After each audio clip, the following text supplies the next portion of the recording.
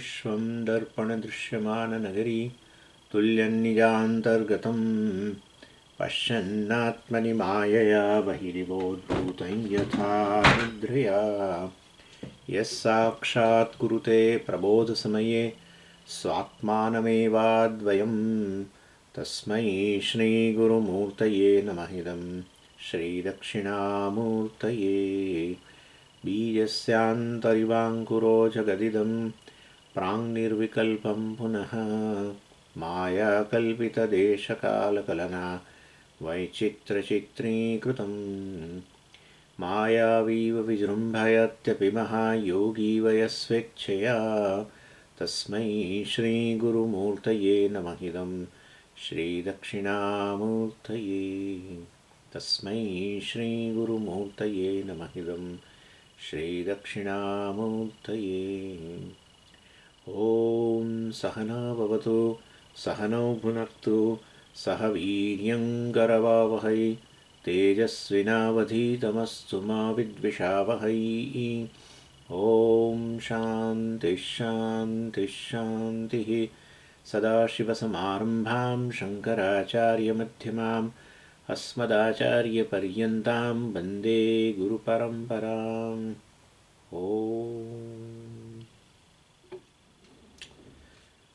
નિષ્કર્મ સિદ્ધિની અંદર અત્યારે આપણે આ 54થી 79મા શ્લોકમાં આ જ્ઞાન કર્મ સમુચ્ચયવાદ જે છે એનું ખંડન સુરેશ્વરાચાર્યજી કરે છે નિષ્કર્મ સિદ્ધિની અંદર. અને અહીંયા જ્ઞાનમનો અર્થ જે છે એ જીવાત્મ પરમાત્મા ઐક્ય જ્ઞાન. અને આ જ્ઞાન જે છે એ અજ્ઞાનનું વિરોધી અને અજ્ઞાનમાંથી ઉત્પન્ન થયેલા સર્વ ભ્રમ જે છે એનું પણ વિરોધી. અજ્ઞાનનું જ વિરોધી હોય તો અજ્ઞાનમાંથી જે જન્મે એનું પણ વિરોધી હોય. અને એ અજ્ઞાનમાંથી જન્મેલું ભ્રમ એટલે દ્વૈત. આત્મા વિષયક અજ્ઞાન હોય, આત્મા અદ્વૈત છે પણ એ ખબર ન હોય. અદ્વૈત એટલે વાસ્તવમાં આત્માથી અન્ય કશું છે જ નહીં. એ ન ખબર હોય તો પછી દ્વૈત સત્ય જણાય. એટલે પછી આ કર્તા છે, કર્મ છે, કરણ છે, આ બધી વસ્તુઓ જે છે એ એકબીજાથી ભિન્ન છે એવું પ્રકારનું મનમાં હોય. અને આ જે દ્વૈત જે છે એના કારણે પછી કર્મ પણ થાય. કર્તા હું છું, કરણનો ઉપયોગ કરીને કર્મ કરું. કશીક વસ્તુ જે છે એ કર્મ બને. કર્મ એટલે ઓબ્જેક્ટ. જેમ કે હું જનારો છું, જવાની ક્રિયા. અને જે અમેરિકા એ કર્મ કહેવાય, ઓબ્જેક્ટ, જવાની જગ્યા. એટલે આ રીતે બધું ભિન્ન ભિન્ન થઈ ગયું. એટલે દ્વૈત અજ્ઞાન, આત્મવિષયક અજ્ઞાનમાંથી જન્મે દ્વૈત. દ્વૈત જન્મે નહીં, દ્વૈતનો ખ્યાલ. મતલબ અજ્ઞાનમાંથી જન્મે કોઈ દિવસ સત્ય તો હોય જ નહીં ને. એટલે અજ્ઞાનમાંથી જે જન્મે એમાં તમારે પાછળ ઉમેરી દેવાનું ભ્રમ. એટલે અજ્ઞાનમાંથી દ્વૈત જન્મે. ના, ખોટી વાત છે. અજ્ઞાનમાંથી દ્વૈતનો ભ્રમ, હું જુદો બીજું જુદું વગેરે વગેરે. અને એ વસ્તુ જે છે આ એને કારણે પછી કર્મ પણ છે. અને આત્મજ્ઞાન જો થાય તો પછી વાસ્તવમાં અજ્ઞાન નિવૃત્ત થઈ ગયો તો પછી અજ્ઞાનમાંથી જન્મેલો આ દ્વૈતનો ભ્રમ પણ નિવૃત્ત થઈ ગયો તો પછી આ કર્મ પણ જતો રહે. માટે વાસ્તવની અંદર આ આત્મવિષયક જ્ઞાન જે છે એ અને કર્મ સાથે જઈ ન શકે. જેવી રીતે અંધકાર અને પ્રકાશ સાથે ન જઈ શકે એવી રીતે આ જ્ઞાન અને કર્મનો સમુચ્ચય થઈ ન શકે એમ કહી રહ્યા છે. અને મતલબ કે આ પ્રકારના જ્ઞાન થવાની સાથે જ વાસ્તવની અંદર આ દ્વૈત વગેરેની નિવૃત્ત થઈ જાય, કર્મ પણ જતું રહે. કરતા જ ન રહે પછી કર્મ ક્યાં રહેવાય? કારણ કે કર્મ જે છે એ આ રીતે વાસ્તવમાં દ્વૈતની અપેક્ષા રાખે જ છે. એને આપણે કારક કહીએ છીએ. કર્મના જે સાધનોનો ઉપયોગ કરીને તમે કર્મ કરો એને બધાને કારક કહેવાય. કર્તા કારક, કર્મ ઓબ્જેક્ટ, કારક, કરણ ઇન્સ્ટ્રુમેન્ટ, સાધન, કારક, પ્રયોજન, જે પ્રયોજન માટે કર્મ કરો એ પણ કારક. કર્મ કોઈ જગ્યાએ રહીને કરો, કોઈ સ્થાન દેશ વિશેષ, તો એ પણ કારક. આ બધું જોઈએ ને, નહીં તો કર્મ કેવી રીતે થાય? કરતા જ દાખલા તરીકે ન હોય તો કેવી રીતે કર્મ થાય? પ્રયોજન જ ન હોય તો કર્મ ન થાય, સાધન ન હોય તો કર્મ ન થાય. એટલે આ બધાને કારક એટલે બધી આપણે જઈએ ને કે એસેસરીઝ જેના દ્વારા બધું જેના દ્વારા કર્મ થાય. એટલે વાસ્તવની અંદર સુરેશ્વરાચાર્યજી કહે છે કે આ જ્ઞાનની હાજરી હોય, આત્મજ્ઞાન વગેરે હોય, તો પછી દ્વૈત વગેરે રહી જ ન શકે, અને તો પછી કર્મ પણ ન રહી શકે. જ્ઞાન અને કર્મનો સમુચ્ચય શક્ય નથી એવું આપણે આ પૂર્વ પક્ષી જે છે કર્મકાંડી છે એને કહીએ છીએ. એનું તો એવું મંતવ્ય છે કે જ્ઞાન અને કર્મનો સમુચ્ચય થવો જોઈએ આ મોક્ષ માટે. કેવળ જ્ઞાનથી મોક્ષ ન મળે. એટલે અને એટલા માટે જ જ્ઞાનીઓ જે છે આ રીતે એમના માટે આ કર્મ જે છે એ બિલકુલ નકામા બની ગયેલા છે. મતલબ કે હવે એનો કોઈ ઉપયોગ રહ્યો નથી. એ વૈદિક હોય કે લૌકિક કર્મ ગમે તે હોય. અને ન વીક્ષતે અપી એટલે 58મા શ્લોકના એમાં કહ્યું ન વીક્ષતે એટલે આચાર્ય એના માટે આ વાપર્યું કે ભાઈ એ લોકો આનું દર્શન જ કરતા નથી. કર્મનું જાણે કે કોઈ મહત્વ જ નથી. કર્મ એ દર્શન કરતા વીક્ષતે એટલે આમ તો દર્શન કરવું. આ જ્ઞાનીઓ આ કર્મનું દર્શન જ કરતા નથી. અર્થાત જ્ઞાનીઓ કર્મને મહત્વ જ આપતા નથી, કારણ કે જ્ઞાનથી જ મોક્ષ પ્રાપ્ત થઈ જાય છે. અને આ વસ્તુ આ સંબંધ 60મા શ્લોકના સંબંધ ગદ્યની અંદર વળી પાછું બે પ્રકારના જ્ઞાન કહ્યા, કારણ કે આ જ્ઞાન કર્મનો સમુચ્ચયની વાત આવી ને એટલે પાછું પેલું આપણે કહીએ ને ફોડ પાડવો પડે એવું છે. એટલે હવે જ્ઞાન કર્મનો સમુચ્ચય શક્ય જ નથી એ વાક્યને સુધારવું પડશે. હવે જ્ઞાન કર્મનો સમુચ્ચય શક્ય છે અને જ્ઞાન કર્મનો સમુચ્ચય શક્ય નથી. એટલે આવું કહીએ એટલે તો પછી એનો અર્થ એવો થયો કે કર્મ તો કર્મ જ છે, પરંતુ જ્ઞાનમાં કોઈક એવો પ્રકારનો ભેદ પડતો લાગે છે જેમાં જ્ઞાન અને કર્મની ભાગીદારી રહે છે, જ્ઞાન અને કર્મની મિત્રતા રહે છે. જ્યારે બીજા પ્રકારનું જ્ઞાન એવું છે કે જેમાં જ્ઞાન અને કર્મ એકબીજાના દુશ્મન છે. અર્થાત એ મતલબ જ્ઞાન કર્મને રહેવા જ દેતું નથી. એટલે એનો અર્થ એવો થયો જ્ઞાન બે પ્રકારના છે. એનો અર્થ એવો થયો એટલે પહેલું આપણે જેને કહીએ ને એવું જ્ઞાન જે કર્મ ફ્રેન્ડલી આ લોકો કહે ને, એટલે આ યુઝર ફ્રેન્ડલી, એવી રીતે આ રીતે વાસ્તવમાં એક પ્રકારનું જ્ઞાન જે કર્મને મદદરૂપ થાય, કર્મને સપોર્ટ કરે એવું. એના માટે શબ્દ વાપરવાના છે પ્રયોજક. એટલે આ અને એ કયા પ્રકારનું જ્ઞાન છે તો કે આ જગત વિષયક જ્ઞાન જે છે બધું આવું છે. આ બધા જ જ્યાં યુનિવર્સિટીઓમાં ભણાવાય છે ને એ સિવાય બીજી ઇન્સ્ટિટ્યુશનોમાં ભણાવાય છે, જે આપણે ફોર્મલ એજ્યુકેશન તરીકે પ્રાપ્ત કરીએ છીએ, એ બધી જ વસ્તુઓ અને જેના દ્વારા આપણે ભૌતિક ઉન્નતિ કરી શકીએ છીએ એના માટે જે જ્ઞાન પ્રાપ્ત કરીએ છીએ, કર્મ તો કરવું જ પડે ને, એટલે જ્ઞાન પણ એના માટે જે જ્ઞાન પ્રાપ્ત કરીએ છીએ જેના દ્વારા સોસાયટીની આપણી અને આપણા કુટુંબની બધાની ભૌતિક ઉન્નતિ થાય છે, એના માટે જે આપણે જ્ઞાન પ્રાપ્ત કરીએ છીએ એ જ્ઞાન વાસ્તવમાં એની સાથે કર્મનો સમુચ્ચય થવો જ જોઈએ. હા, એ થવો જ જોઈએ. કેવળ જ્ઞાનથી કશું ના થાય. હા, યુનિવર્સિટીમાં તમે જ્ઞાન મેળવ્યું તેથી કંઈ તમારું પેટ ન ભરાય. તમારે પછી એ પ્રમાણે નોકરી કરવી, આ તે બધું કરવું પડે ને. ના, હું તો ભણીને આવ્યો છું. મેં તો PhD કર્યું છે કેમેસ્ટ્રીમાં. તો મને હવે તમે જીવનભર બસ ખવડાવો. કોઈ ના કે તમે કામ કરો રિસર્ચ લેબની અંદર એમ કે. હા, કામ કરો. એટલે જ્ઞાન કર્મનો સમુચ્ચય હોવો જ જોઈએ, તો જ ભૌતિક ઉન્નતિ. પૈસા મળે બધું, પદવી આ તે બધું. એટલે વેદનો પૂર્વ વિભાગ પણ જે છે વાસ્તવની અંદર આ રીતે વાસ્તવમાં એ પણ વેદનો પૂર્વ વિભાગમાં વેદ છે ને, વેદ આવ્યું એટલે જ્ઞાન, સાધન સાધ્યનું જ્ઞાન. જાણીતું સાધન, અજાણ્યું સાધ્ય, અજાણ્યું સાધન, જાણીતું સાધ્ય, સાધન અને સાધ્ય બંને અજાણ્યા, આવું બધું એ બધાનું જ્ઞાન પ્રાપ્ત કરવું પડે. અને જ્ઞાન પ્રાપ્ત કરીને સાધનનો ઉપયોગ કરીને સાધ્ય પ્રાપ્ત કરવું પડે. એટલે જ્ઞાન કર્મનો સમુચ્ચય ત્યાં કર્મકાંડમાં રહેલા જે કર્મ વિષય જ્ઞાન છે ત્યાં વાસ્તવની અંદર એ પ્રકારે જ્ઞાન પ્રાપ્ત કરો એવું તો એ વાસ્તવમાં તમારી ભૌતિક ઉન્નતિ. ઇવન સ્વર્ગનું પણ જ્ઞાન, સ્વર્ગ વગેરેની જ્ઞાન પ્રાપ્ત કરવું પડે કે આવો કંઈક લોક છે જેમાં આ પ્રારબ્ધ પૂરું થયા પછી આપણે જઈ શકીએ છીએ, જેના કરતાં વધારે ઉત્તમ છે એ તો બરાબર છે, પણ એનું સાધન, એનું જ્ઞાન પ્રાપ્ત કરવું પડે. ફલાણો યજ્ઞ, અને પછી આટલું જ્ઞાન મેળવી લીધું, સાધન અને સાધ્ય, સાધ્ય સ્વર્ગ, સાધન જે તે યજ્ઞ, એનું જ્ઞાન મેળવી લીધું અને પછી બસ હાથ પકડીને બેસી ગયા આમ કરી કે બસ હવે આ પ્રારબ્ધ પૂરું થવાની રાહ જોઉં છું, જઈશ, ના ચાલે ને. એ યજ્ઞનું અનુષ્ઠાન કરવું પડે, કર્મ. ઇન શોર્ટ, આ રીતે વેદનો પૂર્વ વિભાગમાં રહેલું કર્મ વિષયક જે જ્ઞાન છે એ જ્ઞાનથી તમને ઉન્નતિ ના થાય, તમારી ભૌતિક ઉન્નતિ ના થાય, મતલબ સાધ્ય પ્રાપ્ત ન થાય, કર્મ પણ કરવું જ પડે. એટલે આ એક પ્રકારનું જ્ઞાન થયું એમાં. અને આપણે વેદનો પૂરો વિભાગ એવી રીતે બહારના જગતની અંદર જગત વિષયક આ બધું બીજા બધા પ્રકારના સાયન્સીસ બધા જે છે આપણા બધા જુદા જુદા વિજ્ઞાનો, ભૌતિક વિજ્ઞાન, અર્થશાસ્ત્ર, ફલાણું, રસાયણશાસ્ત્ર, જે પણ બધું મેનેજમેન્ટ ને આ બધું જ્ઞાન જે છે એ અને કર્મ એકબીજાના સહાયક છે, એકબીજાના મિત્ર છે. ત્યાં જ્ઞાન કર્મનો સમુચ્ચય થવો જ જોઈએ. અને જ્ઞાન કર્મનો સમુચ્ચય થાય તોય ધ્યેય પુરુષાર્થ પ્રાપ્ત થાય, પણ મોક્ષ નહીં. મોક્ષ નહીં. કારણ કે જે વસ્તુ પ્રાપ્ત હોય એના માટે કર્મની આવશ્યકતા જ નથી.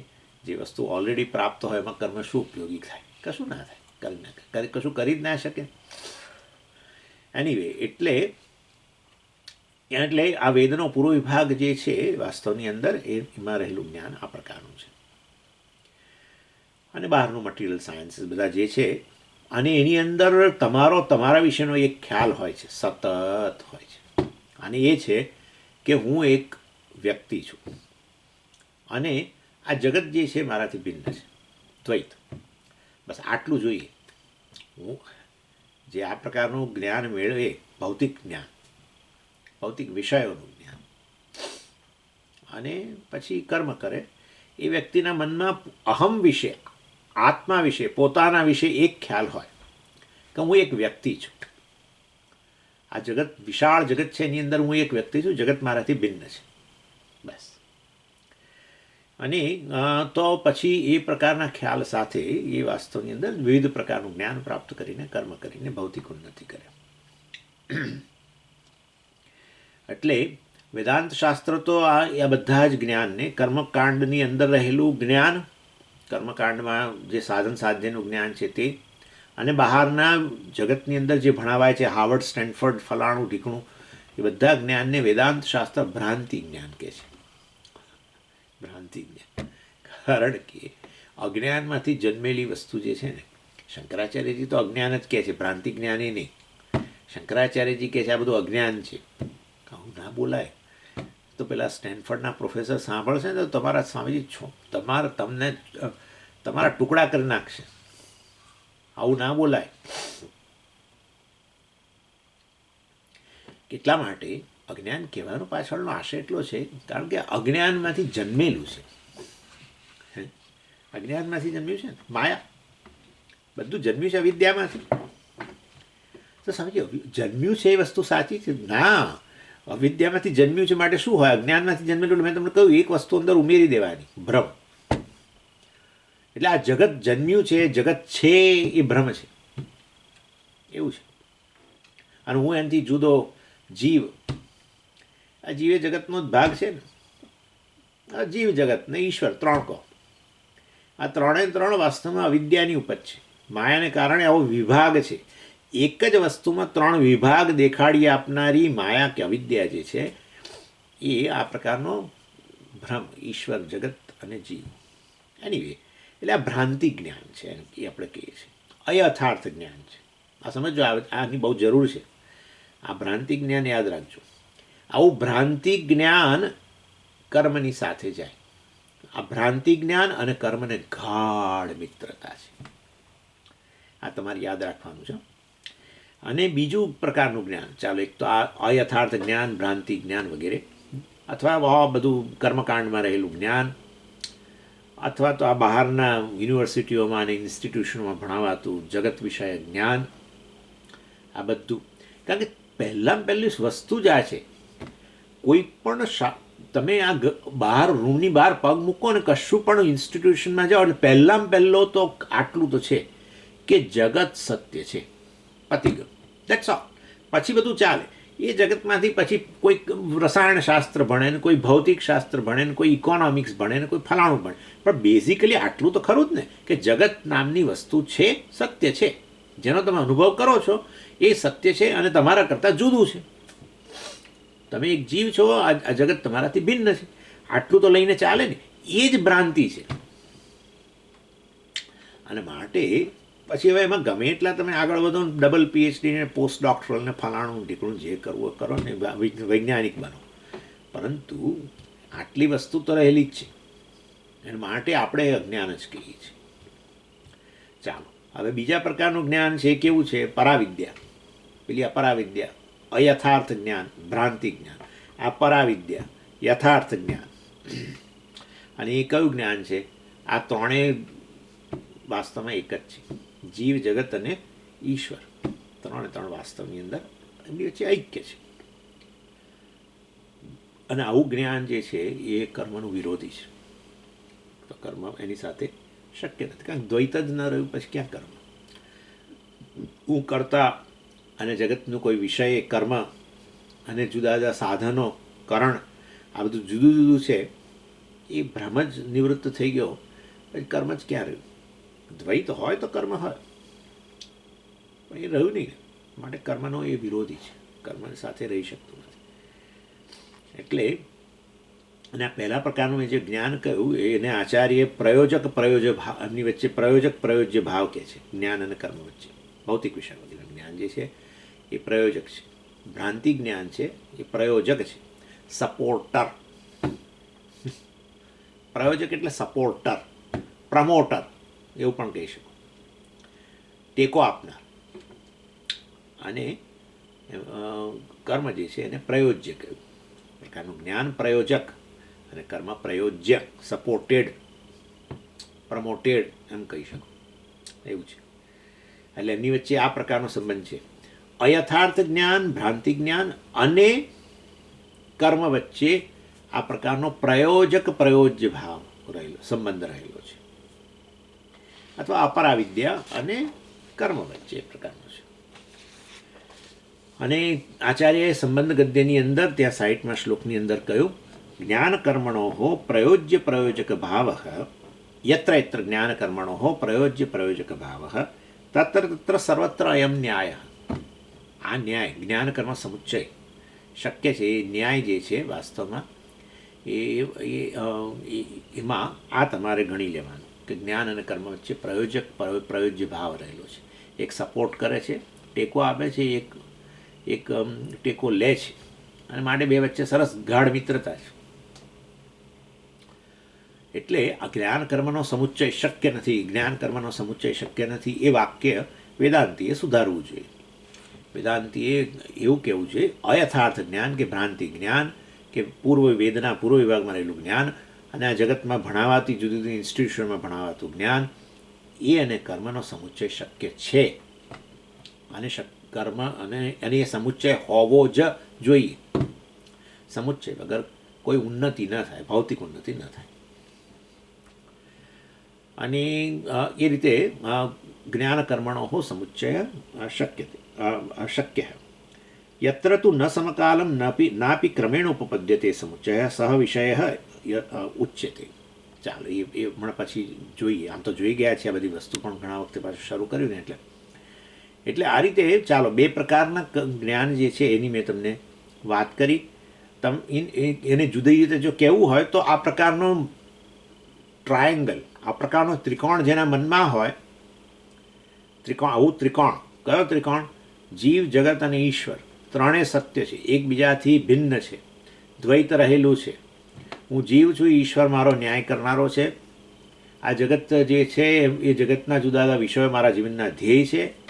અને એ પ્રાપ્ત કરવા માટે અત્યારે પ્રાપ્ત છે, માટે કર્મ કરવું જ પડે, કારણ કે એ મારાથી જુદું છે, મારે જોઈએ છે, એ સાધ્ય છે મારા જીવનનું, હું સાધક છું અને એમાં ઈશ્વરની સહાય વગેરે લઈ રહ્યો છું વગેરે.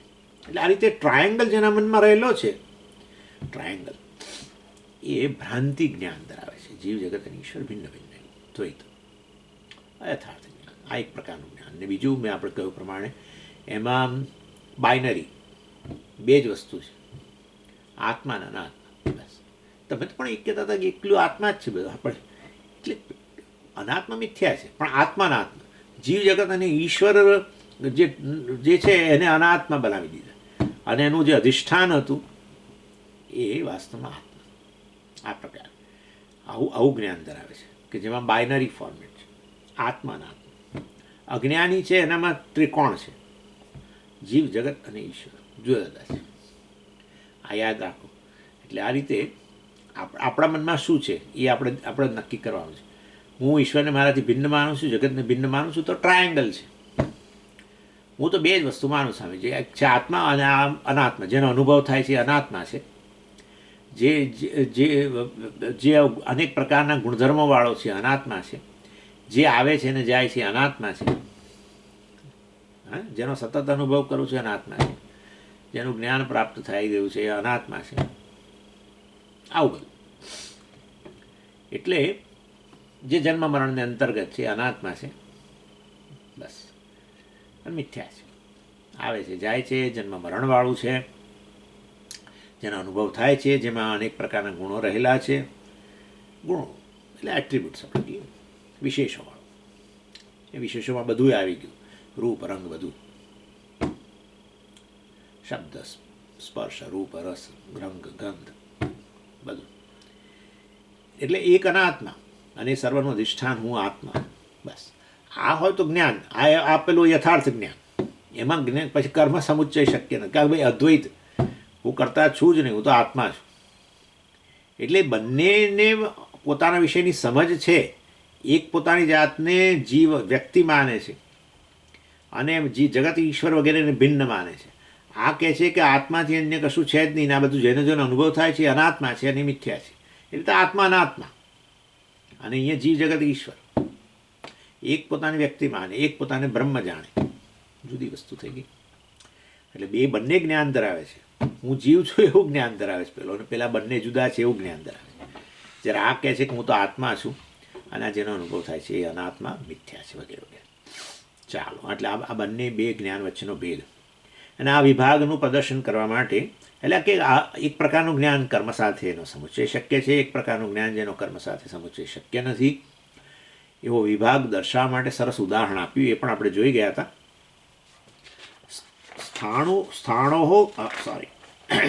સ્થાણું ચોર ધિયા લાય ભીતો યદ્વત પલાયતે બુદ્ધ્યાદિભિ તથા આત્માનં ભ્રાંતો અધ્યારોપ્ય ચેષ્ટતે. 60મો શ્લોક. એટલે ત્યાં સરસ ઉદાહરણ આપ્યું કે જો અમે તમને બતાવીએ આ ભ્રાંતિ જ્ઞાન અને કર્મનો સમુચ્ચય, એ બંને વચ્ચેની ગાઢ મિત્રતા અમે તમને બતાવી દઈએ. જુઓ. અને એટલે કહ્યું કે એક વ્યક્તિ જે છે, જેણે જે સ્થાણું એટલે કંઈક ગણો ને થાંભલો કે ઝાડનું ઠૂંઠું કે એવું કંઈક હોય, એને મંદ અંધકારની અંદર એને એક ચોરના રૂપમાં જુએ, લૂંટારાના રૂપમાં જુએ. મેં તમને નીચે વાત કરી હતી. મંદ અંધકાર, ગાઢ અંધકારમાં તો દેખાય જ નહીં, તો પછી કોઈ ભ્રમ ઉત્પન્ન ના થાય. અને એકદમ અજવાળું હોય તોય ભ્રમ ના થાય, સ્પષ્ટ દેખાય વસ્તુ જેવી છે એવી. એટલે મંદ અંધકાર જોઈએ. મંદ અંધકાર જેમાં સાંજનો સમય કે વહેલી સવારનો સમય, જ્યારે હજુ પૂરેપૂરું અજવાળું ન થયું હોય ત્યારે, અથવા સાંજે સંધ્યાનો સમય. એટલે એનીવે આવા અંધકારની અંદર જેવી રીતે એક વ્યક્તિ જે છે એ સ્થાણુની જગ્યાએ ઝાડના ઠૂઠા કે થાંભલાની જગ્યાએ ચોરનું દર્શન કરે છે. એટલે એને જ્ઞાન થયું. દર્શન એટલે જ્ઞાન. અહીંયા કેવું જ્ઞાન છે? આ ભ્રાંતિ જ્ઞાન. અને આવું ભ્રાંતિ જ્ઞાન હોય તો પછી એ વ્યક્તિ શું કરે? એની સાથે કર્મ જરૂર જાય. કર્મનો પ્રયોજક જ બને, કર્મને સપોર્ટ કરે. કયું કર્મ? ભાગવાનું. હે જુઓ. એટલે વાસ્તવની અંદર આવું ભ્રાંતિ જ્ઞાન જે છે, એકવાર જોયો ચોરને, સ્થાણુ જગ્યાએ ચોરને જોયો ભ્રાંતિ, તો શું થાય? પલાયન. એટલે એ કહે છે પલાયન કર્મને જન્મ આપે ભ્રાંતિ જ્ઞાન. માટે ભ્રાંતિ જ્ઞાન અને કર્મનો સમુચ્ચય શક્ય છે એવું કહે છે. જ્ઞાન કર્મ સમુચ્ચય શક્ય છે જે આ પ્રકારનો પ્રયોજક પ્રયોજ્ય ભાવ, સપોર્ટેડ એવો સંબંધ હોય. કોણે સપોર્ટ કર્યો? પેલા જ્ઞાને. અરે આ ચોર છે એમ એના મનમાં આવું જ, આ ચોર છે. બસ એ જ્ઞાને સપોર્ટ કર્યો. શેને? કર્મને. કયું કર્મ? પલાયન કર્મ એમ કહ્યું. એટલે યદ્વત સ્થાણું ચોર ધિયા આલય ભીત પલાયતે ભ્રાંત. જેવી રીતે સ્થાણું ચોર ધિયા આલય, જે સ્થાણું હતો એને ચોર ધિયા, એને ચોરના દર્શન એને જગ્યાએ ચોરના દર્શન કરીને આલા એટલે એવી રીતે લઈને ટેકિંગ, ભીતઃ પલાયતે અને ભયભીત થયો એ, અને પલાયતે ભાગી ગયો, કર્મ જન્મ્યું ને. કેવો છે? ભ્રાંત છે. એવી રીતે બુદ્ધ્યાદિભિ આત્માનમ અધ્યારોપ્ય ચેષ્ટતે, લો પતી ગયો. એવી જ રીતે વાસ્તવની અંદર આત્મા જેવો છે એવો જોવાને બદલે પેલા એ સ્થાણુને સ્થાણુના રૂપમાં જોવાને બદલે ચોર જોયો, એવી રીતે આત્મા જેવો છે એવો જોવાને બદલે આ બુદ્ધ્યાદિભિ અધ્યારોપ્ય, આ બુદ્ધિ, મન, બુદ્ધિ, શરીર વગેરેનો ઇન્દ્રિયોનો આરોપ કર્યો અને આત્માને શરીર, મન, બુદ્ધિને રૂપમાં જોવા લાગ્યો. એ વ્યક્તિ ચેષ્ટતે, એ અનેક પ્રકારના કર્મ કરશે. પોતાને એક વ્યક્તિ જાણ્યો, કરતા જાણ્યો, ભ્રાંતિ. એ ભ્રાંતિ જ્ઞાન શેને જન્મ આપશે? અનેક કર્મોને જન્મ આપશે. એ આવા ભ્રાંતિ જ્ઞાન ધરાવતી જે વ્યક્તિ છે એને માટે જ આખો કર્મકાંડ વિભાગ છે. હે ને, હું જીવ છું, હું ફલાણો છું, ઢીકણો છું, મારે યાત્રા કરવાની છે, મારે નવો જન્મ મારો સુધારવાનો છે. આ જન્મ તો મારો જે જાય થાય, પણ હવેનો જન્મ સારો જાય. અથવા મારે મારા દીકરાઓ વગેરે માટે કર્મ કરવું છે. દીકરાઓની સમજી દીકરાઓ માટે કંઈક તો કરવું પડે ને. મારી દીકરીના લગ્ન નથી થતા, એના માટે મેં ફલાણો યજ્ઞ કરવાના છે. અને એને કોઈ સ્વામીજી, એને કોઈ છોકરો જ ગમતો નથી. આ બધું બોલનાર એ શું બ્રહ્મ બોલે છે? એક વ્યક્તિ, પિતા બોલે છે ને. ઇન શોર્ટ, પિતાપણું ક્યાંથી આવ્યું? આત્મા ઉપર આ શરીર, મન, બુદ્ધિનો અધ્યારોપ કર્યો, અથવા આત્માને શરીર, મન, બુદ્ધિ જેટલો જ જાણ્યો. એટલે આ ભ્રાંતિ જ્ઞાન જ કર્મને જન્મ આપે. ભ્રાંતિ જ્ઞાન અને કર્મનો સમુચય શક્ય છે. ચેષ્ટતે અનેક કર્મ કરે છે. ભાઈ કેટલાય કર્મ કરે. મારી પાસે છે તો ખરું સ્વામીજી, તો ઘણું ધન, પણ એમ થાય છે કે હવે થોડું બચાવવું છે. એટલે હવે શ્રી સૂક્ત હોમ રાખ્યો છે. સ્વામીજી જરા આશીર્વાદ આપો. શ્રી સૂક્ત હોમ રાખ્યો છે. શ્રીની પ્રાપ્તિ કરવી છે. એની ઘણું બધું છે આ તો. એટલે કેટલા કર્મો, અસંખ્ય કર્મો, બધાની પાછળ ભ્રાંતિ જ્ઞાન. કોના વિશે? અહમ વિશે. That's it. અને એ પછી અનેક લૌકિક કર્મ કરે, અનેક વૈદિક કર્મ. લૌકિક કર્મ એટલે આ બધી ફરજો આવી ગઈ. તમારે તો સારું સાંજે બેસી ગયા આ રીતે આશ્રમમાં. અમારે તો ગૃહસ્થી છે, અમારે તો બધા જોડે સંબંધ રાખવાના, અમારા દીકરા દીકરીને લગ્ન થવાના. અહીંયા તમારા અમેરિકામાં નહીં, પણ ઇન્ડિયામાં તો બધું આવું બોલે. સામાજિક પ્રસંગો અમારે જઈને ઊભા રહેવું પડે. એમ કે અમારે જઈને ઊભા રહેવું પડે સ્વામીજી, નહીં તો પછી આપણા ઘરે કોઈ ના આવે, આપણા દીકરા દીકરીઓને ના લગ્ન વગેરે મુશ્કેલી પડે, આમ તેમ ફલાણું ઢીકણું. એટલે તમે જુઓ કેટલી પ્રવૃત્તિ છે, લૌકિક પ્રવૃત્તિ, વૈદિક પ્રવૃત્તિ, એટલે યજ્ઞ વગેરે કરવા. બધાની પાછળ અહમ વિશેનું ભ્રાંતિ જ્ઞાન જ છે. માટે જ્ઞાન કર્મનો સમુચ્ચય શક્ય છે. ભ્રાંતિ જ્ઞાન, અયથાર્થ જ્ઞાન અને કર્મનો સમુચ્ચય શક્ય છે. આવું કોઈ જગ્યાએ જોયું તો આ સુરેશ્વરાચાર્યજી છે.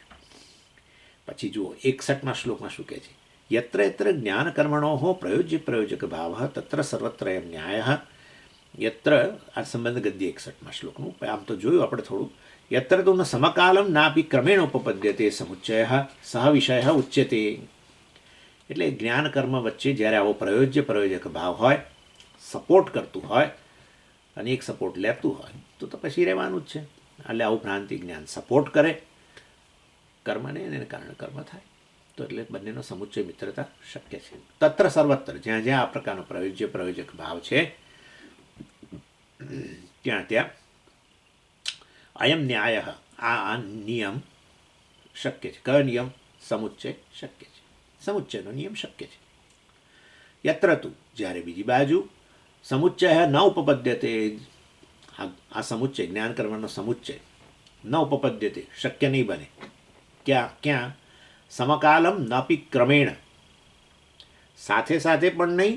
સમુચ્ચય બંને સાથે સાથે ચાલે ના, તો એક આગળ ચાલે બીજું પાછળ ચાલે ના, એ પણ નહીં. એવો વિષય હવે અમે તમને કહીશું, જ્યાં જ્ઞાન કર્મનો સમુચ્ચય સાથે સાથે પણ શક્ય નથી. કર્મ જ્ઞાનને કે ચાલ મારી સાથે ને સાથે, એવું નહીં. તો કે ના મારી પાછળ ચાલ, એ પણ નહીં. જ્ઞાન કર્મનો સમુચ્ચય કોઈ રીતે શક્ય નથી. બંને સાથે પણ ન થઈ શકે, અથવા તો એક આગળ ચાલે બીજું પાછળ ચાલે, એ પણ શક્ય નથી. એવું એ નહીં પહેલાં એક કરી દીધું ને પછી બીજું, પહેલાં કર્મ કરી દીધું બધું સ્વામીજી, પછી હવે જ્ઞાન, એવો સમુચ્ચય શક્ય નથી. તમે તો એ તો કહેતા હતા કે કર્મયોગ પહેલો તબક્કો છે, જ્ઞાનયોગ બીજો તબક્કો છે, તો આ તો સમુચ્ચય તો થયો. તો અત્યારે આમાં અહીંયા આવે ત્યારે તમે બદલાઈ જાઓ છો, તમે બોલેલા બધું ભૂલી ગયા. તમે કરોડો વાર બોલ્યા છે. ભગવાને બોલે છે કર્મયોગ પહેલો તબક્કો કર્મયોગ, પછી જ્ઞાનયોગ, તો કર્મ જ્ઞાનનો સમુચ્ચય તો થયો. ના ના, આપણા પણ એકદમ ભેદ છે. એ કહે છે જ્ઞાન કર્મનો સમુચ્ચય વગર મોક્ષ પ્રાપ્ત ન થાય. અર્થાત તમે આત્મજ્ઞાન મેળવો તો પણ મોક્ષ ન થાય, કેવળ કર્મ કરો તો પણ મોક્ષ ન થાય, મોક્ષ ન મળે. બંને હોવા જોઈએ, ક્યાં જોડે, ક્યાં એક પછી બીજું. પહેલાં જ્ઞાન મેળવી લો પછી કર્મ કરો, અથવા કર્મ કરીને પછી જ્ઞાન મેળવો, તો જ મોક્ષ શક્ય બને. આપણે કહીએ છીએ કર્મયોગને મોક્ષ સાથે સીધો સંબંધ છે જ નહીં, કારણ કે મોક્ષ પ્રાપ્ત વસ્તુ છે, માટે કર્મને કોઈ સંબંધ જ નથી એની સાથે. જે પ્રાપ્ત હોય એમાં કશું કરી ના શકો તમે. પ્રાપ્ત હોય ને અપ્રાપ્ત જણાતું હોય એમાં કર્મ મદદરૂપ થઈ જ ના શકે કોઈ રીતે. કેવળ બેસીને જાણવાનું હોય કોફી પીતા પીતા, આટલી વાત છે. આ બહુ સારું છે આપણા માટે. બેઠા બેઠા કોફી પીતા પીતા જાણવા, બસ. પણ સ્વામીજી મને તો મનમાં કશું બેસતું જ નથી. તો પછી તો ઊભા થઈ જાઓ, તો ઊભા થાઓ, જાઓ જગતની અંદર અને કંઈક કંઈક કંઈક કરો, જગત માટે કરો. કંઈક કરો એટલે તમારા માટે નહીં, કારણ કે તમે તમે તમે તો એવા છો ને કે કશું પણ તમે તમારા માટે કરશો ને તો અધૂરું થશે, કારણ કે તમે પૂર્ણ છો. હવે શું બહારથી ઉલેચીને શું લઈ આવશો કર્મથી? જે પણ લઈ આવશો એ પર્યાપ્ત થવાનું જ નથી. પૂર્ણ જ છો. જે બહાર જઈને મેળવો છો એ તમે જ છો. શું કરશો હવે? ધન તમે જ છો, લિટરલી બધું તમે જ છો. જે પણ મેળવવા માગો છો તમે, જે તમારા કામનાના વિષયો છે, એ બધા તમે જ છો. અને માટે વાસ્તવની અંદર કર્મનો કોઈ ઉપયોગ જ નથી. પણ મને આ ખબર નથી પડતી. આ તો જરા મનને જરા ઠીકઠાક કરો, બસ મનને ઠીકઠાક કરો. પણ છેવટે તો જ્ઞાનથી જ મોક્ષ. હું મુક્ત છું જ, પૂર્ણ છું એ જાણવાનું છે, બસ આટલું જ. માટે મોક્ષમાં કર્મ કોઈ રીતે મદદરૂપ થઈ શકે નહીં, માટે જ્ઞાન કર્મનો સમુચ્ચય શક્ય નથી. એ લોકો કહે છે મોક્ષ મેળવવો હોય તો કેવળ જ્ઞાન પણ નકામું ને કેવળ કર્મ પણ નકામું, કર્મ જ્ઞાનનો સમુચ્ચય જ કરો. ક્યાં સાથે સાથે, ક્યાં પહેલાં એક ને પછી બીજું, તો જ મોક્ષ મળે. એમ આપણે કહીએ છીએ મોક્ષને ને કર્મને કોઈ સંબંધ જ નથી. ખાલી મોક્ષ, હું મુક્ત નથી એ પ્રકારનો એક ભ્રમ ઉત્પન્ન થઈ ગયો છે. આત્મા મુક્ત છે, પરંતુ એ આત્મ વિષયક અજ્ઞાનને કારણે ભ્રમ ઉત્પન્ન થઈ ગયો છે. માટે એ ભ્રમની નિવૃત્તિ કરો, એ આપણે કહીએ છીએ. સમજ્યા? એટલે આ રીતે એમનામાં આપણા ભેદ છે. આપણે એમ કહીએ કે પહેલો તબક્કો કર્મયોગ ને પછી જ્ઞાન યોગ ને, તો અહીંયા જ્ઞાન કર્મનો સમુચ્ચય. પણ અહીંયા કર્મયોગથી મોક્ષ મળે એવું નથી. પણ સમજી, કર્મયોગ ન કરીએ તો પછી મોક્ષ તો ના જ મળે જરૂર, પરંતુ કર્મયોગને મોક્ષ સાથે, કર્મને મોક્ષ સાથે સંબંધ નથી. હું આટલી ફરજો બજાવું તો જ મોક્ષ થાય, ગમે એટલું જ્ઞાન પ્રાપ્ત કરું તો મોક્ષ નહીં થાય, એવું નથી. કારણ કે મુક્ત છું, ઓલરેડી સિદ્ધ વસ્તુ હોય એમાં કર્મનો કોઈ ફાયદો ન કરે. સાધ્યની અંદર ફાયદો થાય. સાધ્ય એટલે મને પ્રાપ્ત ન હોય અને મેળવવાનું હોય એને સાધ્ય કહેવાય. પણ સિદ્ધ હોય, ઓલરેડી હોય જ મારી પાસે, તો એમાં કર્મ શું ફાયદો કરે? એમાં તો ખાલી જાણવું પડે છે મારી પાસે, બસ આટલું જ. એ દસમાની આપણે બધી તો કરોડો વાતો આપણી પાસે છે, એટલે મારે કહેવું નથી તમને. પણ ઇન શોર્ટ, ક્રમેણ અથવા સમકાલમ, સાથે સમકાલમ એટલે સાથે સાથે જ્ઞાન કર્મ, અથવા ક્રમેણ પહેલાં એક ને પછી બીજું, સિક્વન્શિયલી આપણે કહીએ, એ એવો પ્રકારનો સમુચ્ચય શક્ય નથી. એ વિષયની વાત હવે અમે તમને કરીશું, એમ કે છે. પછી 61મા શ્લોકમાં કહ્યું, સ્થાણો સતત્વ વિજ્ઞાનમ યથાનાંગમ પલાયને. સ્થાણો સતત્વ વિજ્ઞાનમ યથા નાંગમ પલાયને આત્મનસ્તત્વ વિજ્ઞાનમ તદ્વદ નાંગમ ક્રિયાવિધૌ. જુઓ, એટલે એટલે એનો અર્થ કે હવે અમે તમને એવા પ્રકારના જ્ઞાનની વાત કરીએ છીએ જે કર્મનું વિરોધી છે, કર્મનું મિત્ર નથી. પહેલાં અમે તમને એક જુદા જ્ઞાનની વાત કરી જે કર્મને સાથે સાથે જનારું, એની મિત્રતાવાળું, પ્રયોજક પ્રયોજ્ય ભાવવાળું. હવે તમને અમે બીજા જ્ઞાનની વાત કરીએ છીએ કે જે જ્ઞાન પ્રાપ્ત કરો તો કર્મનો નાશ જ થઈ જાય, કર્મ જતું જ રહે. અને એમાં પાછું ફરી ઉદાહરણ જ લો. ચોર દર્શન કર્યું સ્થાણુની જગ્યાએ તો કર્મ જન્મ્યું, પલાયન થવાનું કર્મ. પણ હવે એ સ્થાણુને સ્થાણુના રૂપમાં જ જોઈ લીધું. ઠૂંઠા આ તો ઠૂંઠું છે અથવા થાંભલો છે. હવે શું પલાયન થાય? હવે પલાયન થાય જ નહીં. એટલે યથાર્થ જ્ઞાન પ્રાપ્ત કર્યું તો એની સાથે કર્મ રહેતું જ નથી, કર્મ જ ભાગી ગયું, કર્મ રહ્યું જ નહીં એની સાથે. એટલે યથાર્થ જ્ઞાન અને કર્મનો સમુચ્ચય શક્ય નથી. અયથાર્થ જ્ઞાન કે ભ્રાંતિ જ્ઞાન અને કર્મનો સમુચ્ચય શક્ય છે, ને સમુચ્ચય હોવો જ જોઈએ. જો પેલા એ ભયમાંથી મુક્ત થવું હોય તો પલાયન થયે જ છૂટકો છે, પલાયન થયે જ છૂટકો. જો એ ત્યાં ઊભો રહ્યો તો એને હાર્ટ એટેક આવી જાય, કારણ કે સામે ચોર છે.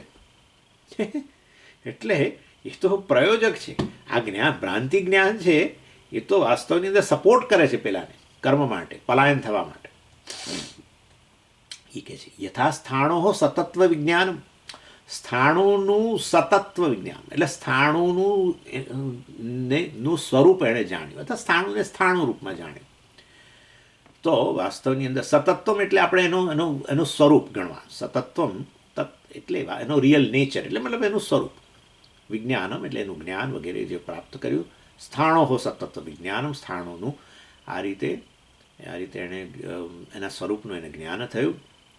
પલાયને અંગમ ભવતી, તો હવે આ પલાયન કર્મ માટે એ અંગ બનતું નથી. આ યાદ રાખજો આ શબ્દ. આ ભ્રાંતિ જ્ઞાન અંગ કહેવાય, સપોર્ટ કરે. કોને? કર્મને. કયું કર્મ? પલાયન વૃત્તિને, પલાયન કર્મને. પલાયન કર્મ જે છે અંગી કહેવાય, મુખ્ય. ભાગવું મુખ્ય છે. ભયમાંથી નિવૃત્તિ પ્રયોજન છે. ભયમાંથી નિવૃત્તિ માટે ભાગી જવું પડે. એ ભાગી જવારૂપી કર્મ જે છે મુખ્ય થયું ને એ પ્રયોજન સિદ્ધ કરવા માટે. એમાં સપોર્ટ શું કરે? પેલું ભ્રાંતિ જ્ઞાન. આ ચોર છે બસ. ભ્રાંતિ જ્ઞાન અંગ કહેવાય, કર્મ અંગી કહેવાય. અને પલાયન કર્મ મતલબ અંગી થાય. અને એ ભાગ પલાયન થઈ જાય તો ભય જતો રહે, પ્રયોજન સિદ્ધ થાય. એટલે આ રીતે યથા સ્થાણો સતત વિજ્ઞાનમ પલાયની ન અંગમ ભવતી. સ્થાણુને સ્થાણુના રૂપમાં જોઈ લીધું, ચોર નથી જોતો હવે. તો પછી હવે પલાયન કર્મ માટે એ ભ્રાંતિ જ્ઞાન હવે આ પ્રકારનું જ્ઞાન યથાર્થ જ્ઞાન હવે અંગ ન બને. જેમ ભ્રાંતિ જ્ઞાન અંગ બનતું હતું એ રીતે સપોર્ટર બનતું હતું, એવું આ ન બને. તદ્વત તેવી જ રીતે આત્મનઃ તત્વવિજ્ઞાનમ, આત્માનું જેવું સ્વરૂપ છે, અર્થાત હું વિશ્વ નથી, તૈજસ નથી, તું પ્રાજ્ઞ નથી, હું તો તુરીય છું વગેરે વગેરે, એવું જ મારા સ્વરૂપનું જ્ઞાન છે. એ આવું યથાર્થ જ્ઞાન, આત્મવિષયક યથાર્થ જ્ઞાન અંગમ ન ભવતી, એ પણ સપોર્ટ ન કરે. શેમાં? ક્રિયાવિધૌ, જુદા કર્મ કરવા માટે, અનેક પ્રકારના કર્મ કરવા માટે. હવે આવું પ્રકારનું યથાર્થ જ્ઞાન સપોર્ટર, અંગ નથી બનતું. કર્મ અંગી ગણી લો. અનેક પ્રવૃત્તિ આપણી બધી અનેક પ્રવૃત્તિ બધી છે એમાં હવે આ સપોર્ટ ન કરે. એટલે યથાર્થ જ્ઞાન અને એટલે કે ભ્રાંતિ જ્ઞાન અને કર્મ વચ્ચે અંગીનો સંબંધ છે, જ્યારે યથાર્થ જ્ઞાન અને કર્મ વચ્ચે અંગીનો સંબંધ નથી. પેલું રહેતું જ નથી, કર્મ જ ન રહે, પલાયન થતો જ નથી. આવું છે. હવે પછી 62મા શ્લોકનો સંબંધ કરી દે. યસ્માદ ગુણસ્ય એતत् સ્વાભાવ્યમ. હવે આજે આપણે વાત કરી હમણાં કે આ યથાર્થ જ્ઞાન અંગ ન રહે અને કર્મ અંગી ન રહે, એ મતલબ એ વસ્તુ જે છે એને વધારે આ સુરેશ્વરાચાર્યજી હવે આનો વિસ્તાર કરે છે. એ કહે છે કે જુઓ એવું છે કે બે વસ્તુઓ જે છે અંગ અને અંગી, સપોર્ટર અને સપોર્ટેડ, બરાબર, ટેકો આપનાર અને ટેકો લેનાર, આ અંગ અંગી જે છે વાસ્તવની અંદર એની વચ્ચે અંગ અંગીનો વચ્ચે જે સંબંધ બને છે એના માટે વાસ્તવમાં બંનેનો સ્વભાવ સરખો જ, માટે એમની વચ્ચે સંબંધ થાય છે. સંબંધ વિરુદ્ધ સ્વભાવવાળી વ્યક્તિઓ વચ્ચે સંબંધ ન થાય. સંબંધ બંધાતો હોય તો બંનેના સ્વભાવમાં કંઈક સમાનતા હોવી જોઈએ. એટલે અથવા બંનેમાં એવા પરિબળો છે જે સમાન છે, જેને કારણે અંગ અંગીનો સંબંધ બને છે. યસ્માત, કારણ કે એતत् સ્વાભાવ્યમ ગુણસ્ય અંગસ્ય, જે વાસ્તવમાં સપોર્ટ કરે છે એનો એનો આવો સ્વભાવ છે એ એવું કહે છે. અર્થાત કારણ કે એટલે આ અંગંગીનો સંબંધ જે ભ્રાંતિ જ્ઞાન અને કર્મ વચ્ચે જે થયો, કારણ કે બંનેમાં સરખી લાક્ષણિકતા છે, સરખા પરિબળો રહેલા છે, બંનેનો સ્વભાવ સમાન છે એવું કહી શકાય. કેવો છે એનો સ્વભાવ એ વસ્તુ 62મા શ્લોકમાં કહે છે. યદ્ધિ અસ્ય અનુરોધેન સ્વભાવમનુવર્તતે તત્તસ્ય ગુણભૂતમ સ્યાત ન પ્રધાનાદ ગુણો યતઃ.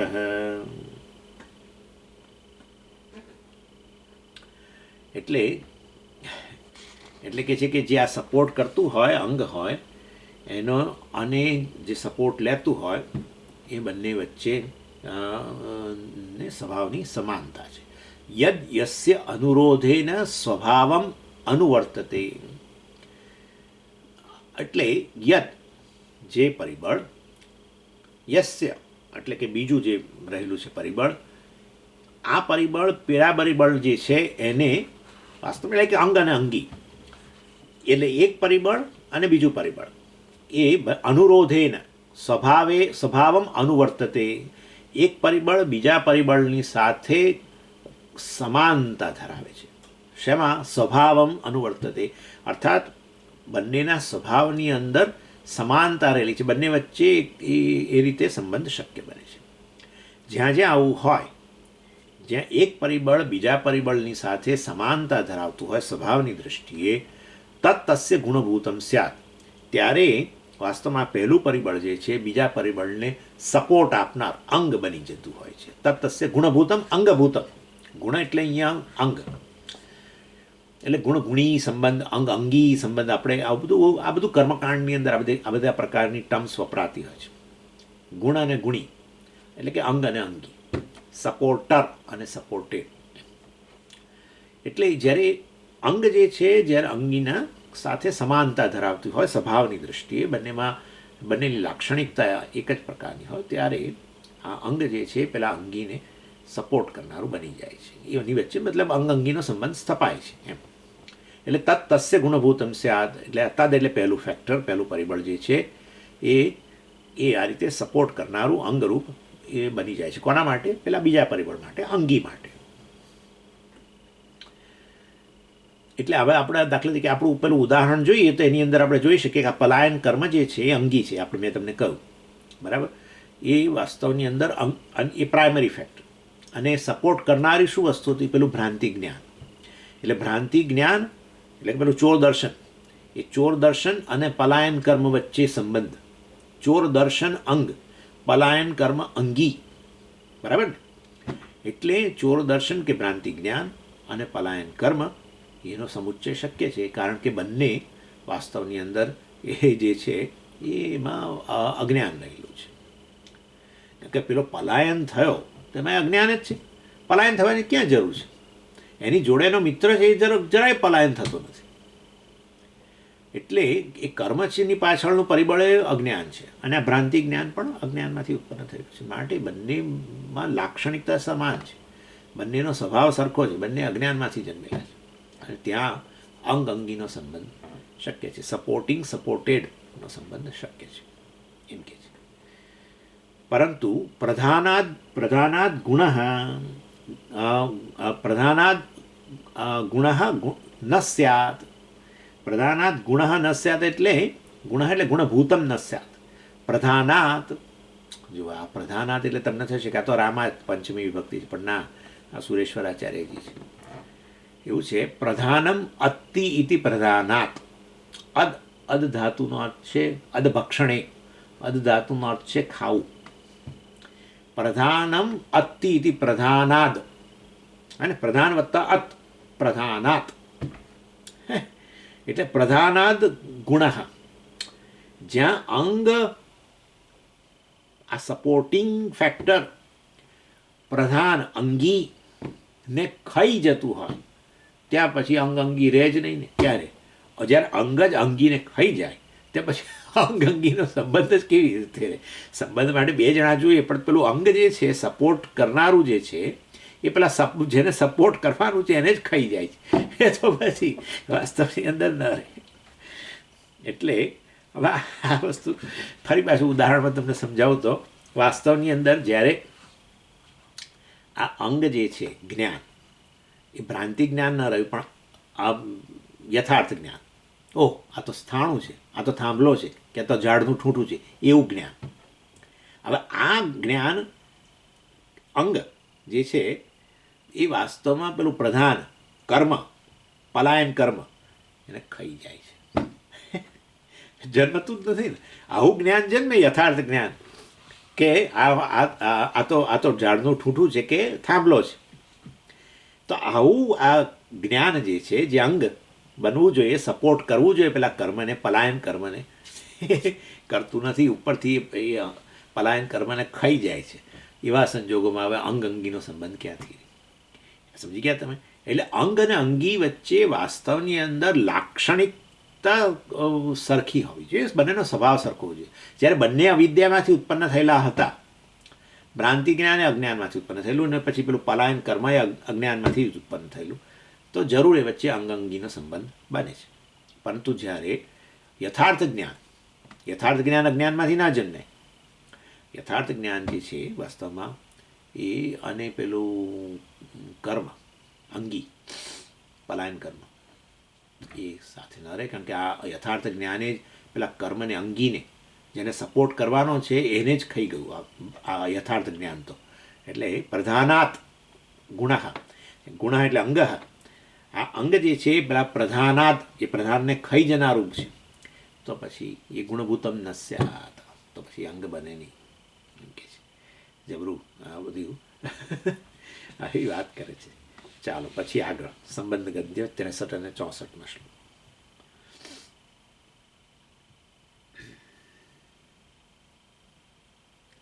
એટલે હવે અહીંયા આમ તો આપણા કિસ્સામાં પણ વાસ્તવમાં આપણે જોઈ શકીએ કે આત્મજ્ઞાન જે છે વાસ્તવની અંદર એ પણ આ રીતે કર્મને ખાઈ જાય છે. આત્મજ્ઞાન જે છે, આત્માનું યથાર્થ જ્ઞાન, કે આત્મ વિષયક ભ્રાંતિ કે હું કરતા છું, હું વર્ણાશ્રમ ધર્મ, હું બ્રાહ્મણ છું, ક્ષત્રિય છું, ફલાણો છું, મનુષ્ય છું, પિતા છું, પુત્ર છું, જે પણ હોય, તો પછી અનેક ફરજોનું લિસ્ટ, અનેક કર્મનું લિસ્ટ. સિમ્પલ હું કરતા છું એવું એવા કહેવા માત્રથી આપણે અનેક પ્રકારના કર્મો કરીએ જ છે. એટલે આવું અયથાર્થ જ્ઞાન, ભ્રાંતિ જ્ઞાન છે, એ કર્મની સાથે જનારું છે. ત્યાં અંગંગીનો સંબંધ છે, સપોર્ટ કરે છે આ જ્ઞાન, ભ્રાંતિ જ્ઞાન. કેના વિશેનું? અહમ વિશેનું. એને બદલે આત્માના જેવો આત્મા છે એવો જાણીએ. હું સચ્ચિદાનંદ છું, હું તો વર્ણાશ્રમ ધર્મથી પર છું, બ્રાહ્મણ નથી, ક્ષત્રિય નથી, મનુષ્ય નથી, સ્ત્રી નથી, પુરુષ નથી, ફલાણો નથી, ઢીકણો નથી. આ અને વાસ્તવિકતા છે, યથાર્થ જ્ઞાન. તો એવું જ્ઞાન તો વાસ્તવમાં જે અંગભૂત છે, જેણે કર્મને સપોર્ટ કરવાનો છે, એ કર્મને સપોર્ટ ન કરે, કર્મને જ ખાઈ જાય. કારણ કે જે હું સચ્ચિદાનંદ આત્મા છું, એ હવે એને શું કર્મ કરવાનું? એ પોતાને કરતા જાણતો જ નથી, જગતને પોતાનાથી ભિન્ન જાણતો જ નથી, એના જીવનમાં કોઈ સાધ્ય જ નથી. કર્મ સાધ્ય માટે કરવું પડે ને, સાધ્ય જ નથી ને. જેને પહેલાં એ સાધ્ય માનતો હતો અજ્ઞાન કાળે, એ વસ્તુ હવે એ આત્મા રૂપે જુએ છે. યસ્તુ સર્વમ આત્મૈવ અભૂત, આત્મા એવ અભૂત, ઈશાસ્ત્રને કહ્યું. જે વાસ્તવની અંદર જેને માટે સર્વ કંઈ હવે આત્મા જ બની ગયું. બૃહદારણ્યકમાં કહ્યું, તત્ કેનકમ પશ્યેત, કેનકમ વિજાનીયાત, કેનકમ જાનીયાત, એક્સેટ્રા એક્સેટ્રા, કેનકમ મન્વીત. એટલે જેને માટે સર્વ કંઈ આત્મા જ થઈ ગયું, એને માટે હવે તો કોઈ પ્રયોજન જ રહ્યું નથી જે કર્મથી સિદ્ધ કરવાનું હોય. અને માટે કર્મને જ ખાઈ ગયું. યથાર્થ જ્ઞાન, આત્મ વિષય કે યથાર્થ જ્ઞાન તો કર્મને જ ખાઈ ગયું. ત્યાં પછી અંગ અંગીનો સંબંધ રહેતો જ નથી. સપોર્ટર અને સપોર્ટેડ ને એ બધું રહેતું નથી. એટલે એ દ્રષ્ટિએ એ પૂર્વ પક્ષી જ્ઞાન અને કર્મનો સમુચ્ચય શક્ય નથી એમ આપણે કહીએ છીએ.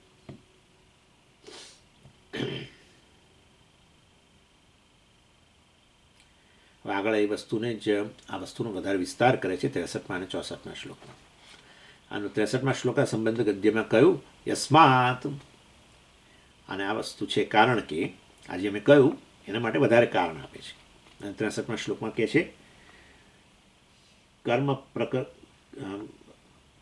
પ્રકરણાકાંક્ષી જ્ઞાનમ કર્મ ગુણો ભવેત યદ્ધિ પ્રકરણે યસ્ય તત્તદંગમ પ્રચક્ષતે. એટલે વાસ્તવની અંદર આમ તમે જુઓ તો બહુ સરળ લાગે છે આ વસ્તુ. આપણને થાય કે કેવું સરળ છે આ વસ્તુ, સમજી શકાય એ વસ્તુ છે. અને છતાંય સુરેશ્વરાચાર્યજી આ વસ્તુને વધારે ને વધારે પેલા એને દ્રઢ કરવા માટે આટલો પ્રયત્ન કરે છે. એની પાછળનું કારણ એટલું જ છે, કારણ કે પૂર્વપક્ષીય પૂર્વમીમાંસકો છે, કર્મકાંડીઓ જે છે, જે લોકોએ વેદ પૂર્વનું અધ્યયન કર્યું છે અને વેદાંતનું સમગ્ર વેદની શાખા, જે તે વેદની શાખાનું અધ્યયન પૂરેપૂરું કરો એટલે વેદની શાખામાં જો ઉપનિષદ આવતો તો ઉપનિષદનું પણ અધ્યયન થવાનું જ છે. એટલે વેદનો એવું કશું છે નહીં, એવું છે નહીં કે હજુ અહીંયાથી હવે આટલું જે છે ને, જો અહીંયા વેદનો પૂરો વિભાગ પૂરો થાય છે અને હવે આ ઉત્તર વિભાગ વેદાંત શરૂ થાય છે. આવું કશું છે નહીં, આવું કંઈક છે જ નહીં વેદની અંદર. મંત્રો ને મંત્રો જ છે એકલા. પરંતુ એનું બધું એનાલિસિસ થયેલું છે કે ભાઈ આ જે છે એ આત્મવિષયક પ્રકરણ છે, આ જે છે એ કર્મકાંડમાં આ ઉપાસના છે, આ વગેરે વગેરે. એના માટે એ પદ્ધતિને મીમાંસા કહેવામાં આવે છે, જેના દ્વારા વૈદિક વાક્યોનું વિશ્લેષણ કરવામાં આવે. કેટલાક સાધનો છે એના દ્વારા એ લોકોએ વિકસાવેલા છે અને એના દ્વારા એ વસ્તુ દરેકનું પછી સ્થાન નક્કી કરવામાં આવે કે એને કર્મકાંડમાં ગણાય, આ ઉપાસનામાં ગણાય કે. અને ઉપાસના તો એ કયા કર્મને સહાયક છે, કયા કર્મ સાથે કયા ઉપાસના કરવી જોઈએ વગેરે બધું બહુ છે. ઇન શોર્ટ કહેવાનો મારો આશય છે કે આ પૂર્વમીમાંસકો છે જ્યારે વેદનું અધ્યયન કરતા હોય ત્યારે પોતાની શાખા, જે પણ 33 શાખા હોય કે જે પણ શાખા હોય જેનું અધ્યયન કરો તો પછી એ શાખાને અંતર્ગત 33 ઉપનિષદ આવે દાખલા તરીકે, તો 33 ઉપનિષદનું પણ અધ્યયન થાય. અને આવી રીતે એટલે લોકોએ આપણે કહી શકીએ આપણી દૃષ્ટિથી કે એ લોકોએ વેદ પૂર્વ અને વેદાંત બંનેનું અધ્યયન કર્યું છે. અને એના પર આટલું અધ્યયન કર્યા પછી એ લોકોએ તારણ કર્યું કે જ્ઞાન કર્મનો સમુચ્ચય થવો જોઈએ. એટલે વેદ અંતમાંથી આત્મજ્ઞાન પ્રાપ્ત કરો અને વેદના પૂર્વ વિભાગમાં બધા કર્મનું નિરૂપણ છે, કર્મ કરો. અને માટે જ્ઞાન કર્મનો સમુચ્ચયથી જ વાસ્તવમાં જીવનની સફળતા એમાં જ રહેલી છે. એ આ પ્રકારની બહુ પાવરફુલ ફિલોસોફી છે અને એ શંકરાચાર્યજીના જમાનામાં હતી. માટે શંકરાચાર્યજીએ પણ ખાસું ખંડન કરેલું છે ભગવદ્ ગીતામાં અને અન્યત્ર પણ. ભગવદ્ ગીતામાં તમે જુઓ તો અમુક જગ્યાએ તમને ભાષ્ય બહુ જ લાંબુ જોવા મળે ને એમાં આ પ્રકારની ચર્ચાઓ છે. જ્ઞાન કર્મનો સમુચ્ચયનું ખંડન એમણે કરવું પડે કારણ કે એ જમાનામાં બહુ પ્રિવેલન્ટ હતું આ પ્રકારનું વાત. એટલે એ લોકો પૂર્વમીમાંસકોનું માનવું દ્રઢપણે એવું માનવું છે કે વાસ્તવની અંદર આ વેદાંતનું જ્ઞાન છે, આત્મવિષયક જ્ઞાન, એ તો વાસ્તવમાં આત્મા તો કરતા જ છે, પણ એ આત્મા એ જે હું કરતા જ છું એની સરાહના કરેલી છે. બસ આ શેમાં? આ વેદાંતની અંદર. તું તો બ્રહ્મ છું ને, તું તો આમ છું ને, તું તો તેમ છું, તું તો નિત્ય શુદ્ધ બુદ્ધ મુક્ત સ્વભાવ છું, તું પુણ્ય પાપથી રહિત છું. એ ખાલી આ તો આ કર્તાને પોરસાવા માટે. એટલે બસ આ આત્મજ્ઞાન એટલે શું? વાસ્તવમાં હું કરતા જ છું. જો હું કરતા ના હોત તો વેદનો આટલો મોટો વિભાગ શા માટે હોત? કર્મકાંડ આટલા બધા કર્મોનું નિરૂપણ કોને માટે છે? બ્રહ્મ માટે છે, કર્તા માટે છે? ના, કર્તા માટે છે. તો આટલો મોટો વિભાગ શેના માટે? તમારું ઉપનિષદ તો એક પાનાનું છે, તો બાકીના 9999 પાનામાં આટલા બધા કર્મોનું ઉપાસનાનું નિરૂપણ કર્યું હોય તે કોને ઉદ્દેશીને કર્યું છે? કર્તાને. તો પછી એ કર્તા આત્મા અકર્તા હોય જ કેવી રીતે શકે? શાસ્ત્ર આટલા કર્મો ઉપાસનાઓ બતાવતું હોય તો આત્માને કર્તાના રૂપમાં જાણીને જ તો કરે છે. અને માટે બધું ખોટું. તમે કહો કે હું તો અકર્તા છું, તો પછી આ 9999 પાના છે કોને માટે? તમે અકર્તા છો ને તમે જાતને કહી દો તો પછી આખા બધા કર્મો અને ઉપાસના બધું નકામું જ થઈ ગયું. માટે એવું ના હોય. એ તો એટલે કર્મકાંડ જ મુખ્ય છે. કર્મ જ મુખ્ય છે, ઉપાસના મુખ્ય છે. અને આ ઉપનિષદ જે છે એ આત્મા જે કર્તા જે છે એની સરાહના કરે છે, એને કર્મ કરવા માટે પ્રેરિત કરે છે. કારણ કે આ કર્તાને પોતાના વિશે હીન લાગણી તો રહેલી છે, અને માટે એને પોષાવવો પડે, એને ઉત્સાહિત કરવા માટે, એને એને એની એની મહાનતાનું એને જ્ઞાન કરાવવા માટે, કે જેથી કરીને એ બહુ સારી રીતે કર્મ કરે. એ તો છે જ, કોઈ પણ વ્યક્તિ પાસે આપણે કામ કરાવવું હોય તો એના કર્મ એની પ્રશંસા કરવી પડે. યાર તમારા જેવું આ કામ તો કોઈ ન કરી શકે, ચાંદલો લખવા તમે જ બેસો, ચાંદલો લખવા તમે જ બેસો, એમ કે અરે તમારા જેવું કોઈ, તમારું કામ એટલું સિસ્ટમેટિક છે, હા તૈયાર, બસ પતી ગયું. એટલે એ વ્યક્તિ વાસ્તવમાં હું કરતા છું એ હકીકત છે એમ, અને બહુ દ્રઢ મત છે આ, બહુ જ દ્રઢ. તો વૈદિકોને આપણને તો ઠીક છે ભાઈ, ચાલો આગળ વધો. જે લોકો વૈદિક સર્કલની અંદર હતા એ લોકોને માટે વેદનું એક એક વાક્ય પ્રમાણભૂત છે, કશું નકામું નથી.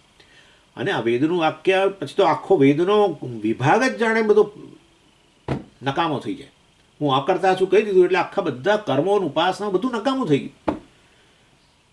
કર્તા માટે કર્મ હોય, માનસ કર્મ, ઉપાસના, કે પછી બધા યજ્ઞ કર્મ, કે વાચિક કર્મ, બધા સ્તોત્ર પાઠ ને આ સ્તુતિઓ ના અંતે બધું બધા સૂક્તનો પાઠ કરતા હોઈએ છીએ, આ બધું નકામું થઈ ગયું.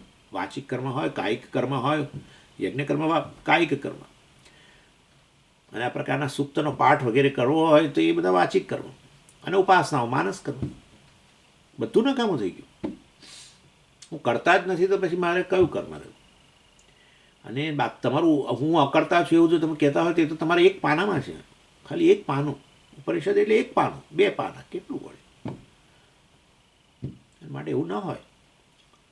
માટે હું કરતા જ છું, પણ કર્તાને પ્રોત્સાહિત કરવા માટે એની મહાનતાનું ગુણગાન ગાય છે.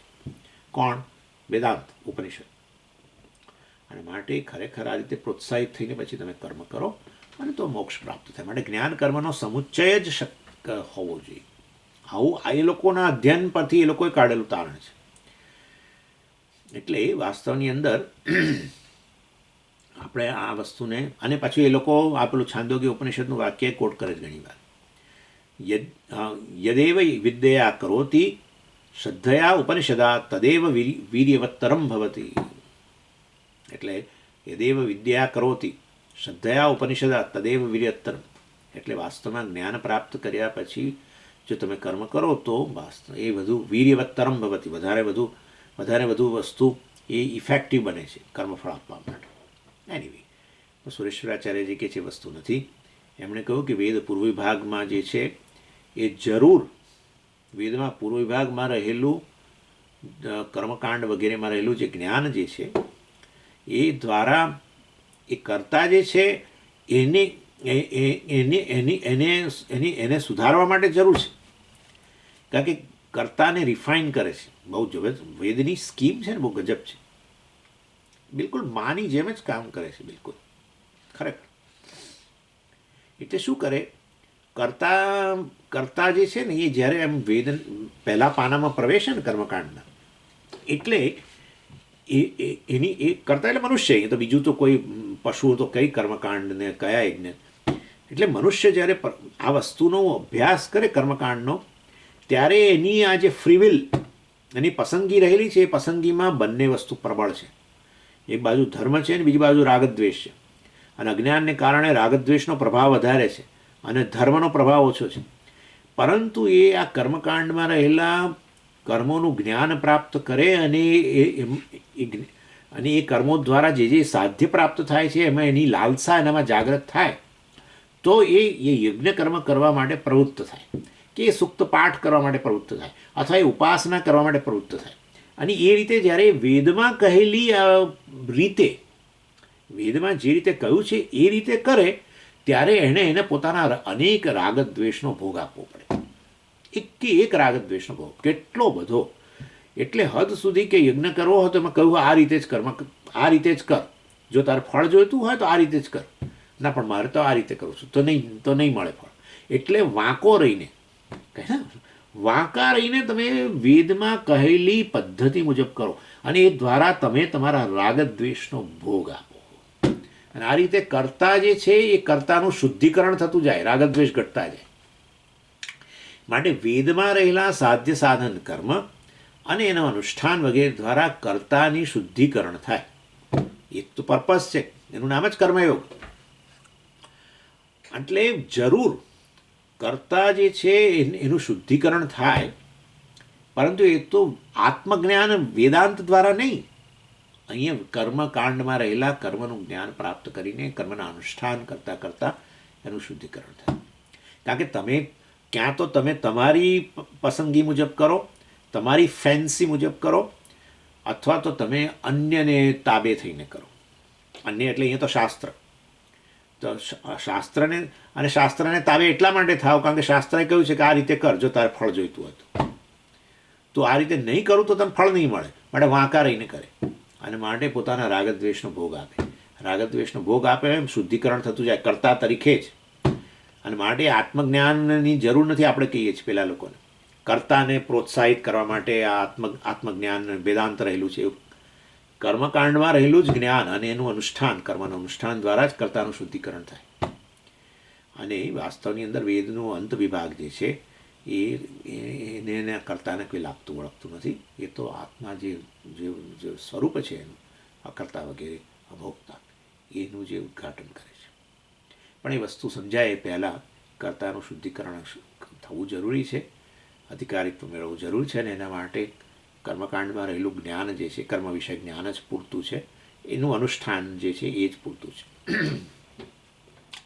એટલે કહ્યું અહીંયા કર્મ પ્રકરણ આકાંક્ષી જ્ઞાનમ. આ કર્મકાંડમાં રહેલું જે જ્ઞાન જે છે એ જ કર્મ ગુણ ભવેત, એ જ વાસ્તવમાં કર્મ માટે ગુણ એટલે કર્મ માટે સપોર્ટર. કર્મ કરવા માટે તમને જે જ્ઞાન જોઈએ એના માટે ફેન્સિંગ કૂદીને ઉપનિષદમાં જવાની જરૂર નથી. કર્મ પ્રકરણ આકાંક્ષી જ્ઞાન, કર્મકાંડને અંતર્ગત રહેલું જે જ્ઞાન જે છે એ જ કર્મ માટે સહાયભૂત છે, સપોર્ટિંગ છે. યદિ અસ્ય પ્રકરણે તત્તદ અંગમ પ્રચક્ષતે યદ્ધિ યસ્ય પ્રકરણે વર્તતે. એટલે જ્યારે વાસ્તવની અંદર આ જે તે સંદર્ભની અંદર જે તે જ્ઞાન રહેલું હોય એ જ જ્ઞાન જે છે વાસ્તવમાં એ સંદર્ભમાં અંગભૂત અથવા ગુણભૂત બને છે, અર્થાત સપોર્ટિંગ બને છે. અન્ય પ્રકરણમાં કે અન્ય સંદર્ભમાં રહેલું નહીં. કર્મ પ્રકરણની અંદર રહેલું જ્ઞાન કર્મ માટે સહાયભૂત બને છે, નહીં કે જ્ઞાનકાંડમાં રહેલું આત્મજ્ઞાન વગેરે આમાં સહાયભૂત બને, એમ આપણે કહીએ છીએ. એટલે આ રીતે, અને આ તો આ વસ્તુ તો આપણે જાણીએ જ છીએ, આપણો પોતાનો અનુભવ પણ છે કે આ સ્વપ્નની અંતર્ગત રહેલું જે જ્ઞાન જે છે એ વાસ્તવની અંદર ત્યારે જે જ્ઞાન છે એ સ્વપ્નમાં જરૂર મદદરૂપ થાય છે, પરંતુ તમે સ્વપ્નમાંથી બહાર આવી ગયા પછી એ સ્વપ્ન વિષયક વસ્તુઓનું જે જ્ઞાન છે એ નકામું થઈ જતું હોય છે. એવી રીતે વાસ્તવની અંદર જ્યારે આત્માના સ્વરૂપની ને જાણી લો ત્યારે પછી આ કર્તા કર્મ અને વગેરે બધી વસ્તુઓ છે, આ દ્વૈત વગેરે જે છે એની જ નિવૃત્તિ થઈ જાય છે. એ જ્ઞાન ઉપયોગી રહેતું નથી અને કર્મ પણ ઉપયોગી રહેતું નથી. માટે જ્ઞાન કર્મનો સમુચ્ચય આત્મજ્ઞાન સાથે શક્ય નથી. ઓમ પૂર્ણમદ પૂર્ણમિદં પૂર્ણાત પૂર્ણમુદચ્યતે પૂર્ણસ્ય પૂર્ણમાદાય પૂર્ણમેવાવશિષ્યતે. ઓમ શાંતિ શાંતિ શાંતિ. હરિ ઓમ શ્રી ગુરુભ્યો નમઃ. હરિ ઓમ.